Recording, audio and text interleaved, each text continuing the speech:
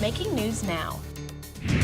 The governor proposes budget cuts that would affect state workers. He also proposes more financial aid for college students. A hurdle has been jumped that could allow popular ride-sharing services in Carbondale. And President Trump backs off policy with Israel during a meeting with the Israeli Prime Minister. Live from Southern Illinois University, this is River Region Evening Edition. Governor Rauner gave his third budget speech today.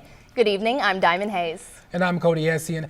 The governor addressed many issues facing the state as it continues to work without a balanced budget. He also spoke about funding higher education. Evening Edition reporter Sydney Kessler is in the studio with more. Thanks, Cody. Governor Bruce Rauner gave his third budget address today, discussing funds for everything from potholes to state employee health care. But noticeably apparent was the minimum discussion on higher education. I talked to SIU President Randy Dunn to see how he felt about the address. We must think anew and act anew.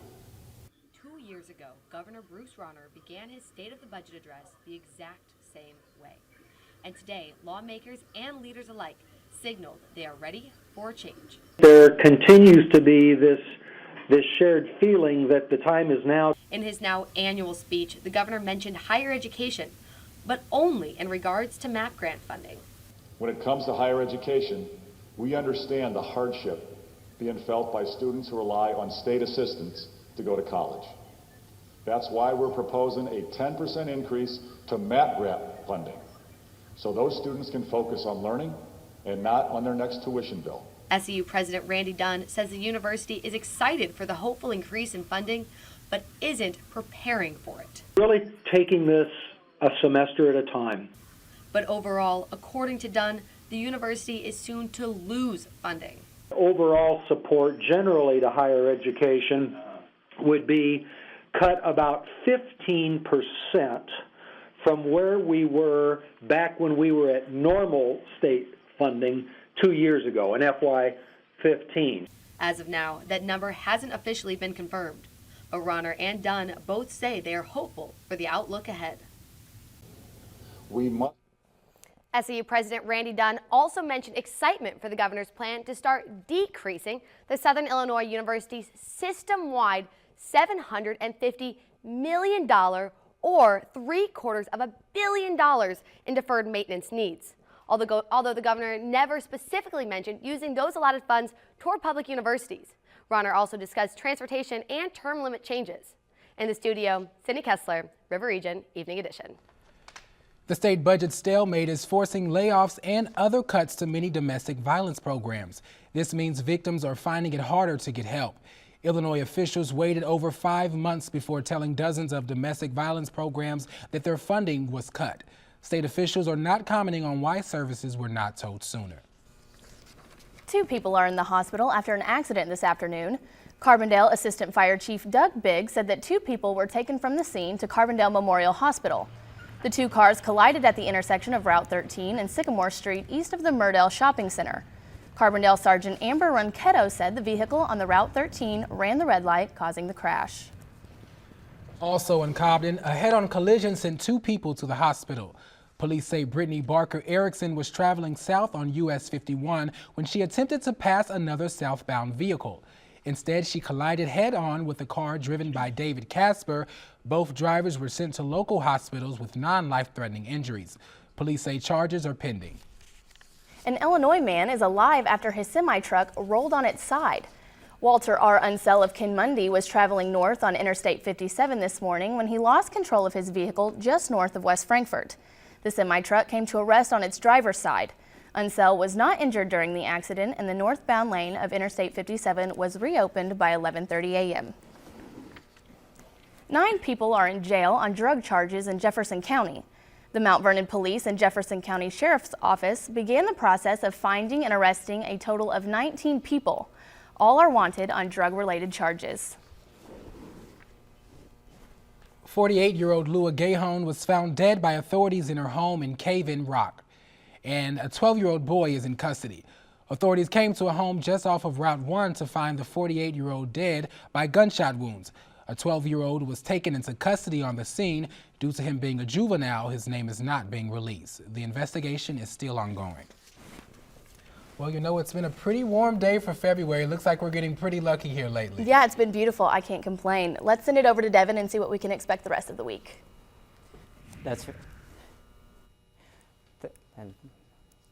right. Tonight is going to chill out down to 29 degrees, but don't worry, by morning it's going to even out to a good 40, and then by midday it'll reach 52 degrees sunny. It was a bit chilly today, however, it is going to get warmer throughout the week, and it's going to be persistent throughout the work week. Carbondale will now allow ride-sharing companies like Lyft and Uber to operate in the city. The City Council voted yesterday to lift municipal restrictions that would allow the two ride-sharing companies to officially open in Carbondale. The council also voted to add new designations in order to operate individual fare-based vehicles. And a legendary performer is set to make an appearance during the solar eclipse in August. Ozzy Osbourne will be performing Bark at the Moon during the Moonstock 2017 festival at Walker's Bluff venue in Carterville. Tickets will go on sale February 21st. A new law may change the rules for students riding school buses. Illinois Secretary of State Jesse White wants to make every student on board a bus wear a seatbelt. The proposal would require all public school buses to come with seatbelts similar to ones found in cars. Democratic Representative Lou Lang is sponsoring the proposal, and he says the law would make children as safe on school buses as they would be in their parents' cars. An Indiana man was shot while trying to flee from state troopers. Authorities say state troopers fatally shot a southwestern Indiana man after reaching for a weapon in the parking lot of Vincent's gas station. State police say that the 35-year-old David Zimmerman died at the hospital around 9 p.m. on Tuesday after the shooting. State Police Sergeant Todd Ringel states that Zimmerman was out on a felony parole warrant for manslaughter. No troopers were injured in the shooting. Israeli Prime Minister Netanyahu holds a joint press conference with President Trump. And raids on immigrants deports hundreds of illegal citizens and countries to scare many over Trump's policy.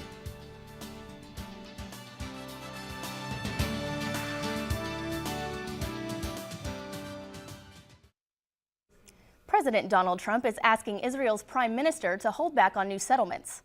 Trump met with Benjamin Netanyahu at the White House today, their first meeting since the election.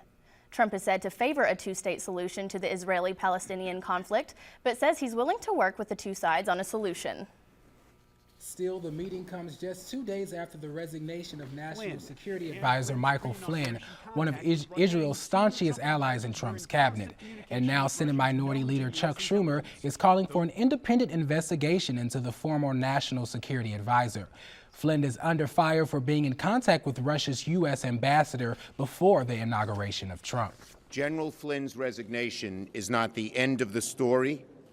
It is merely the beginning. It is not the last chapter of this saga, but only the first. Schumer's words are coming during a time when other former Trump advisors are also being accused of being in contact with Russians known to U.S. intelligence. Former Trump campaign advisor Paul Manafort is being investigated for contact with Russians. Investigators say the frequency of calls between Manafort and the Russians is what caught their attention. Manafort was Trump's campaign chairman for 4 months last year before he resigned. In yet another shakeup to the Trump cabinet, Andrew Puzder is withdrawing his nomination as Secretary of Labor. Puzder, who is the CEO for CKE Restaurants, which includes the Hardee's and Carl's Jr.'s fast food chains, was facing opposition from Democrats and some Republicans over his stance on labor issues. It is not known who will be nominated to replace Puzder. Trump's advisors are not the only ones under fire, as Congressman Jason Chaffetz is launching an investigation over a photo that was taken at Trump's Mar-a-Lago resort. Chaffetz, the chairman of the House Oversight Committee, is launching the investigation. He says accounts and photos indicate Trump and Japanese Prime Minister Abe looked over classified material in a public area of the Mar-a-Lago resort.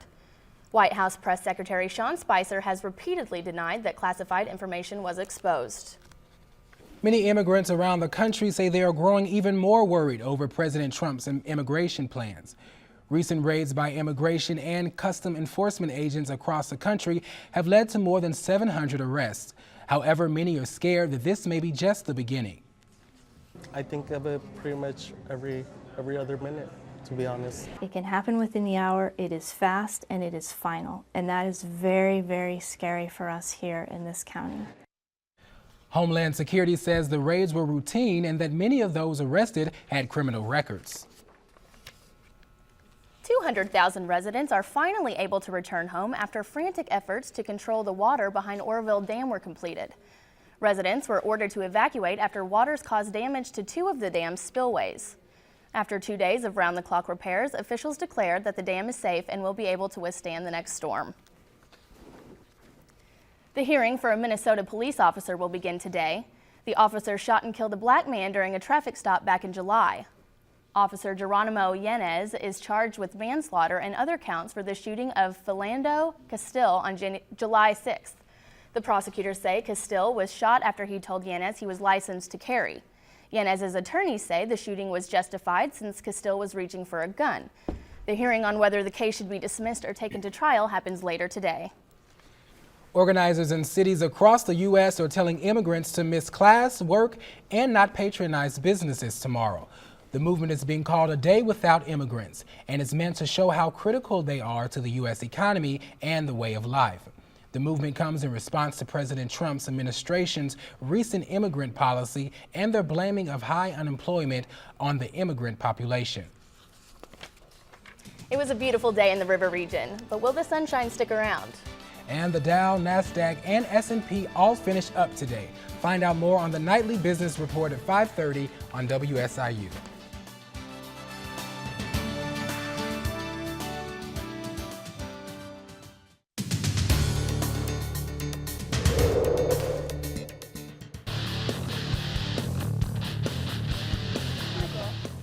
After the break, Devin Flickinger will give us an update on the weather.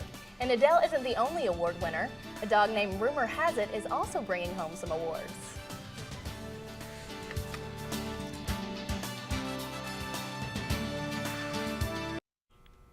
Here are some of the stories making news in the days ahead. SIU nutrition students will be here tomorrow to show us how to fix a quick and healthy dish.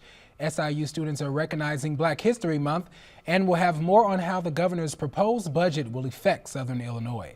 Join us Monday through Thursday at 5 for River Region Evening Edition. The 141st Westminster Kennel Club Dog Show ended with a surprise winner.